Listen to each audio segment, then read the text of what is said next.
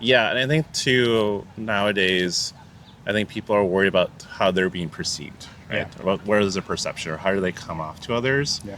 I think that is such a big, I think, barrier to really building connection or really just really finding community. Yeah. Because if we're so often, right, stuck in our heads thinking about like, oh, if I do this one action, what does this say about me? Or if I wear this one piece, like, what does this mean to other people? Yeah. That you kind of limit yourself already. Like, you're already self-censoring yourself from actually just being who you are to meet other people and where they're at in whatever way that you're meeting them. It's almost an egotistic way to live life, right? Like everything is centered on self Yeah. and not looking externally at that person. It's always, what is that person's perception of me? Not what is that person? I think we people just in general, I think, are scared to be vulnerable because vulnerable is scary, It's scary. right? It opens you up to hurt, to rejection, but can also open you to a lot of wonder, right? And I have to say, Whimsy. That was a whole big thing. That's my whole 2025.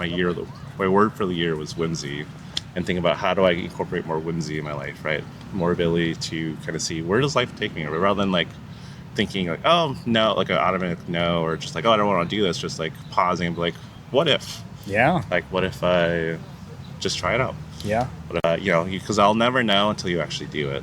Like, I won't ever know until I actually do it. And that was it's been a great past year. Just like, I think adopting that kind of like, I don't know, philosophy, but like, I think just like intention. I think of Yeah. just like incorporating more whimsy in my life that I've like has affected my other friends because they have to say like, oh, like we should do this for the whimsy, or like For the whimsy is a yeah. great reason to do things. yeah. Yeah, I'm trying to think of like specific situations last year where we actually did it because let's just be whimsical. Let's just do it. I'm trying to think, but there's been several. I think the first and foremost one was it was November 2024. My friends and I just had like a bottle of wine. This was around, I think, Travel Monday, and we were just like, what if we went to PV, like Puerto Vallarta, Mexico, just Yeah. for fun for a week? And then my initial reaction was like, oh, I've never been to Mexico. I've never gone like on a big trip with these friends before. Like, my initial reaction was like, no. Like, like I also like, I don't know about PTO. I don't know how much it costs. I was like, Logistics. no. But then I was like, what if? Like, what if we just like be curious, right? Be curious about what could this look like? Like, let's say like, where would we stay? Let's like envision like. And so we like just worked out the details, and I was like, yeah, let's do it. Like, So- I didn't really think that far, like as far as I usually would. It'd be like, I need to be very like detail oriented, but I was like, you know what? Let's just see what happens. So you've done this job of opening yourself up to the unknown with curiosity. Yeah. And I think that a lot of people refuse to go into the unknown because it's scary and it could Yeah. be very negative. Yeah. What flipped it? What made you okay with things potentially not being known, but that trade-off being they could be awesome? Yeah, I think I had this like ever-growing feeling, I think, especially throughout like high school and college, and especially as I was getting into like becoming an adult, was that like I felt like life was just happening to me rather than like me like living life, if Yeah. that makes sense. Because I Going think through the motions. yeah, I was going through the motions. I was a very much like a yes person, so I was like, people asked me to do things, I was like yes, but like I would always think about like, oh, I got to prepare for this next, the next event, or in school, like, oh, I got to prepare for this test or this exam or this like paper, and not really being as present as I like think wanted to be. You're very much living in the future mentally, it sounds like. Because yeah, I just felt like I was also like censoring myself or limiting myself because I can be a very anxious person, overthinker. I love to think, but sometimes the thinking kind of gets in the way of actually like living or actually doing things. And I think by allowing myself like, okay, like sure, I won't know what happens, or like I don't have all the details to feel comfortable, but like I think I can trust myself, but also like trust if I'm doing something with people that like, especially now, I'm like I can trust them. Yeah. That like will be a good time. If it's not a good time, right? At least I know now for the future, so I know that like, oh, I don't feel like I want to do this next time, or that like, oh, I have a great memory out of this, or a great lesson. I think for me, that's the part where I think I feel like I'm living if I'm actually like learning in that way of like learning even more about myself, learning about like a lesson from that experience, or yeah. The use of trust, I think, is kind of key there because I don't know if it's maybe experience that you've already shown yourself that no matter what, you'll be okay. Mm-hmm. And so maybe you're just more open to it. Or maybe you're more trusting in the world at large to deliver you fun things or for people in general to be kind. But trust in there seems like it removed the fear a little bit. Yeah, I think that's something I've been slowly, I think we're guys like trusting, I think, people, but also just like, I think just generally the world. Here in general, what neighborhoods of San Francisco draw you in? Well, today we explored Chinatown and Japantown, which I really enjoy. Like each time I visit like a city that has like a Chinatown or something like that, I always intentionally go. Yeah. Because like in Minnesota, where I'm originally from, like we don't have like a Chinatown. Like we don't have, I think, a large Asian population for like neighborhoods like that. And so I felt like after, especially moving out of Minnesota and like when I moved to Seattle, like we have a Chinatown there, and that's been fun to explore, and I think learn more about like I think the history of the Chinatowns, but also I think the history of like Asians and Asian Americans in America. Yeah.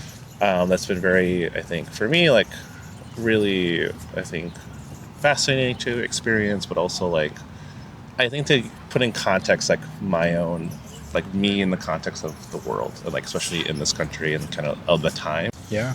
Have you found yourself reflected in any other historical concepts or any other cultures that you've just been introduced to? Did you find anything and say, oh, that's a little bit of me? I don't think. Like, I think the thing with me is like, so my background is I'm Indonesian, and so it's like I think a pretty, like an uncommon, I think, Asian ethnicity, culture, country background. I think in the United States, like you don't really find a lot of like, I don't know, like either like neighborhoods or like Indonesia town or anything. Yeah, or like even just like cultural products of Indonesia, like, unless you've like actually gone to Indonesia. Yeah. And so that was something too, like growing up in Minnesota, like it was just my mom and I, and we were like the only, I think, one of the few Asians in my hometown, but also just like the only Indonesians around. And so growing up too, it was really challenging, I think, for myself to know my identity, just because I grew up was like, oh, like I'm American, like all the other kids, and thinking that, you know, I'm American. But it wasn't until I got into school and the kids reminded me like, oh, you're not, you know, like us. Like, unfortunately, like you, right, you're Asian. And then they don't even know where Indonesia was, you know, on a map. But like they're just like, oh, you're Asian just based on how you look. Yeah.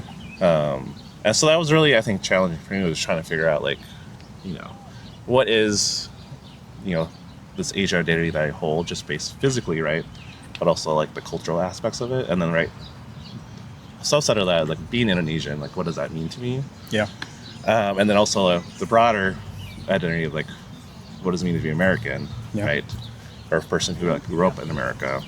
It seems like a hard fork because on one hand, you're connected to something bigger, and then you lose a little bit of individuality. But then also you're unique, but then you're also not as connected. And you're connected to multiple areas. You're Indonesian, but you're also American, but you're also you yourself. Yeah. How are you finding the balance of connection versus unique individual identity? Yeah, because I think that was something I've always, I think, tried to develop within myself, was like, what does it mean to be Indonesian? Because I didn't really know how to, like, what that looked like, or what is an Indonesian person. Yeah. Just because I think growing up, like, my mom tried her best to, like, you know, teach me the language, the food, the cultural stuff. But as a kid, I was like, oh no, I don't want that. I'm American. Like, your peers are American, and that doesn't interest me. Because recently, I just went back to Indonesia as an adult 2 years ago. That was a really cool experience. I went with my mom, and like we saw family, and I stayed in Jakarta, which is where I was born. That's coincidences. Yeah, experiences. But yeah, over time, especially in college and then later life, I've been like coming slowly to like try to like, I think, make sense of my own. I think building my own, I think, identity as an Indonesian person. Yeah. Because it was like when I was in Indonesia, it was also really weird because like with I guess my peers, like all other Indonesians, that they would start speaking to me in Indonesian, but then I don't know the language, and so it felt like this awkwardness where I'm like, oh, like, I'm sorry, can you like speak in English, or like can you translate this, you know? I felt just like this, like, you know, exterior wise, right, in this location, I'm like everybody else, but then internally I'm not. And then right here in America, I think externally, like I don't fit in. I think it's the majority, which is right, white Americans. That's the majority of this country. But internally, I feel aligned. Yeah. Right. It's kind of this like, which I feel like you often hear that a lot from like Asian immigrants or first generation Asians in America. They share a very similar experience where it's like they're too Asian in white spaces, but they're too white in Asian spaces. Yeah. And I think that's kind of been my experience kind of navigating, I think, especially now into adulthood of just like, okay, this is my experience, but like, how do I think, align it with what I actually want? Yeah.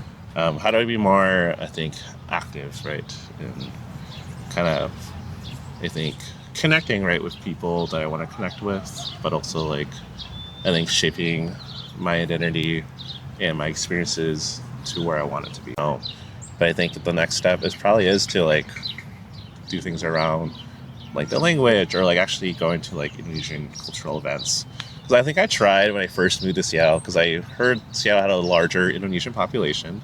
And they even I went to the University of Washington for grad school, and they had like a student group for Indonesian students, like a identity group. Oh, wow. And then I attended, but then I felt very out of place just because I think those groups are meant for undergrads. And so it was a much younger crowd, but also like most of those students, from what I learned, are like either were international students for Indonesia or I think more embedded in their Indonesian culture identity or at home. That a lot of them were speaking Indonesian while there, and I felt that was the language barrier that came up for me, and it felt very like, oh, I don't feel like I belong. Yeah. Even though right visually I felt like very like, oh, I found my people, but I think internally I was like, I feel very awkward. I don't feel very connected. And I feel like they would have been fine and been great if I actually like didn't like. I think if I wasn't too scared, right, wasn't too. If I was allowed myself to be more vulnerable, to be like, it's okay, like I don't know the language, but I'm here, right, just to connect. Yeah. But in my head at that time, I was like, oh, like, what are they gonna think about me? Like, I don't know. I feel I'm older. One, I don't know how to speak the language, right? I don't know culturally the things that they're like talking about, or like what's like in for Indonesian people, like to talk about. This is everything, though. This is exactly what keeps people from making friends as adults, because the same parallel fears go into salsa dancing. You're going to go in there and I'm going to step on everybody's toes. I don't know what boots to buy. I don't know the moves. When to tip the cap. I don't know what salsa dancing is like. But it's that exact same fear. You have to spend the time with the people, looking a little bit like a newbie for a while, fail, be a dork, and then eventually you're just around often enough to where they accept you. Yeah. How do people do that now, though? How would you suggest somebody to get over the hurdles enough to be a regular? Yeah, because I was going to say, like, I think, right, I wasn't allowing myself to be vulnerable, right, because I didn't have the curiosity or, like, the whimsy, right, to allow myself, like, okay. Full circle. Right. I didn't know, I don't know these things, but, like, that's okay. Like, what if I just stuck it out? Yeah. Like, what if I just talk to this one person, find something I connected with? And then that's my way in for the bigger group, right? Mm-hmm. But I was so in my head and so fearful, right, of failing or being seen as like, doesn't belong, outsider, all those kind of things. That like, right, I self-censored myself in order to be, right, that self-censor myself to not allow myself to be like authentic as I could have been. You crushed your own whimsy. Yeah.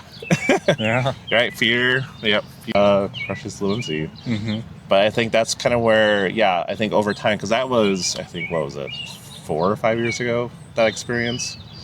And I think since then I've come to, as I've mentioned before, just come to learn that, like, I think, like, what if, you never know till you try. And I think that has, like, slowly over time, that's shifted. And, like, I think I've learned that, I think you are your biggest obstacle at times, especially if a person who overthinks, because that's kind of who I am. I overthink a lot. That like sometimes it's great just to not think, and then just do. I think the next 5 years, I'm just curious to see where it takes me, and see whether that's going to be stay in Seattle or maybe move back to Minnesota, or maybe move to a different place. Yeah. I just don't know. I think before me that might have scared me, but I think now I'm like kind of excited. Like I'm turning 30 next year. And I'm actually excited to turn 30. Yeah. I think like I've been telling people, like my friends, 30 is in the new 20s. I think that's just so exciting for me to think about it, because I'm like, I feel much more sure of who I am, and kind of things I like, things I don't like, people I want to be with, people I don't want to be with. And I think, that was just like, it's just exciting, because I know there's some people who are like, oh, 30s are so scary. Like, your life is over if you don't have this, in place. And I think I felt that early on in my 20s, especially comparing myself to my peers who like were getting married right out of like undergrad, or like right now are having children, and stuff like that. I felt like I was behind. But like I think like since moving and like kind of choosing this like alternative pathway to like society and allowing myself to actually live it, I feel pretty like okay with where I'm at. I'm happy that like I'm doing something I actually want to do, or live my life the way I actually want to live, rather than like comparing myself to someone else's standards, right? Or someone else's life trajectory. Because I maybe thought like, oh, that should be how I live my life. But actually, no, that's how that person lives their life. Well, the way I should live my life, it's going to be different. If you're choosing to open doors at every step of the way, and then those doors lead you to where you want to be, because you're walking through them. That's wonderful. Yeah. Well, this is actually, it came back full circle. Yeah. That was really nice. I appreciate this. I think that was this is a nice closer ending, I think. Yeah, I think so too. Yeah, this thanks is lovely. so much for allowing me to just talk. No,